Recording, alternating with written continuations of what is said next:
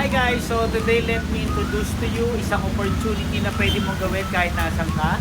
So ngayon, pasok tayo sa opisina para makita mo. So ito ang opisina natin, ating mga partners. One of our project is Coffee But Better Food Cart, Coffee Cart. So ito po yung mga concept natin. Meron tayong stall type, van type, meron din tayong cart type.